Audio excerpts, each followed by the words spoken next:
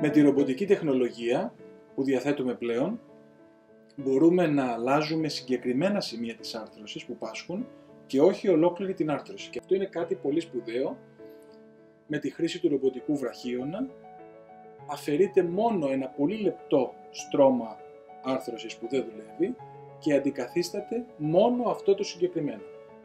Αυτό το λεπτό στρώμα τιτανίου επικαλύπτει το σημείο της άρθρωσης που έχει φθαρεί και φεύγει και τοποθετείται στο μυρό και στην κνήμη στην περίπτωση του γόνατος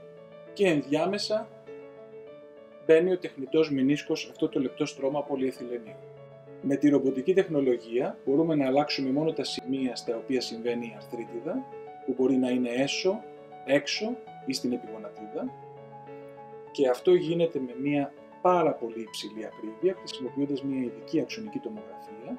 η οποία τοποθετείται στη μνήμη του ρομπότ και βάσει αυτής γίνεται μια κινηματική ανάλυση του γόνατος, η οποία είναι πάρα πολύ λεπτομερής και εξασφαλίζει άριστη εφαρμογή της μεθόδου και άριστη κινητικότητα του γόνατος με τη χρήση της μεθόδου. Βασιζόμενοι λοιπόν στο αποτέλεσμα αυτής της κινηματικής ανάλυσης, η οποία είναι πολύ λεπτομερής, μπορούμε να τοποθετήσουμε ακριβώς στο σωστό σημείο την πρόθεση με τη χρήση του ρομπότ, δίνοντας πάρα πολύ μεγάλη λεπτομέρεια και εξατομικευμένη θεραπεία για τον κάθε ασθενή. Το ίδιο ακριβώς συμβαίνει και με την εφαρμογή στο ισχύο, όπου η ακρίβεια που προσδίδει η ρομποτική τεχνολογία στην οθόνη που βλέπουμε πάνω μας δίνει τις λεπτομέρειες σε μοίρες, ακρίβεια